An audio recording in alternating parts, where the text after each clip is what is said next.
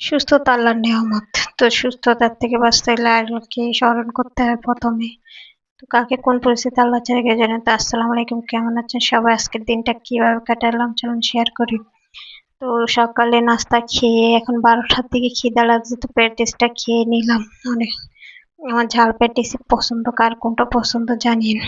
তো এখন দুপুরে গোসল গা ধুয়ে ভাত খেতে বসলাম। পেঁয়াজ দিয়ে কাঁচামরিচ দিয়ে বানিয়ে খেয়ে নিলাম। তারপর গুঁড়া মাছ, টমেটো এগুলো দিয়ে এখন ভাতটা খেয়ে নিব। মাছ রান্না করছে, আমার থেকে ভালো লাগতেছে না, ঝাল ঝাল কিছু খালি খেতে ইচ্ছা করতেছে, তাই জন্য ঝাল বানিয়ে এগুলো দিয়ে সিম্পল খানা দিয়ে খেয়ে নিলাম। এগুলি আমার থেকে ভালো লাগে। তো এখন রেডি হচ্ছি, এখন একটু ডাক্তারের কাছে যাব, ডাক্তার দেখাই আসছি, রিপোর্টের জন্য যাব, রিপোর্ট আনতে যাব। তো আমার জন্য দোয়া করবেন, আমি একটু অসুস্থ, যেন সুস্থ হয়ে যায় তাড়াতাড়ি। তো সবাই আমার জন্য দোয়া করিয়েন। তো এই এখন রেডি হয়ে বের হয়ে পড়বো ডাক্তারের ওষুধ উদ্দেশ্যে। তো অসুস্থতা আল্লাহর নিয়ামত।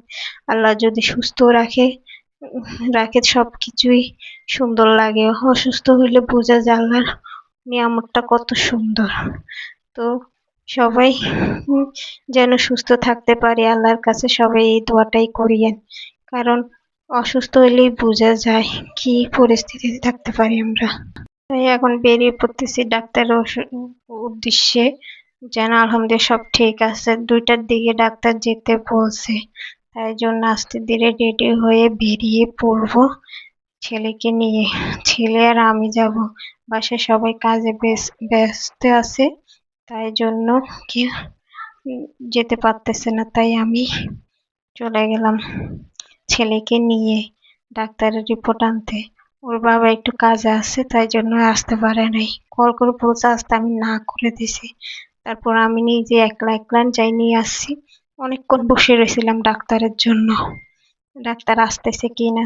তো ডাক্তার আসছে, রিপোর্ট নিয়ে দেখেই চলে আসলাম। আসার সময় দোকানকে দেখে কেক দেখে কান্নার বায়না ধরছে ফায়াজের, আমাকে কেক কিনে দিতেই হবে, আসতেছে না। কিন্তু মিষ্টি জিনিস খাইতে চায় না, অনেক জোর করে খাওয়াইতে হয়, একটু খেয়ে আর খাই নাই। এই সব কেক আমাকেই খাইতে হয়েছে, ঘর সবাই খাইছে, ও একটু দূরে চাই নাই, ও ঝাল পছন্দ। আমি যতই অসুস্থ থাকি না কেন, এরা হাসি দেখলে আমার থেকে অসুস্থ অসুস্থ মনে হয় না। তো এই তো রিপোর্ট নিয়ে আসলাম। তো আলহামদুলিল্লাহ সবাই দোয়া করিয়েন রিপোর্টে যেন সব ভালো আসে। তো আসসালামু আলাইকুম ভাই।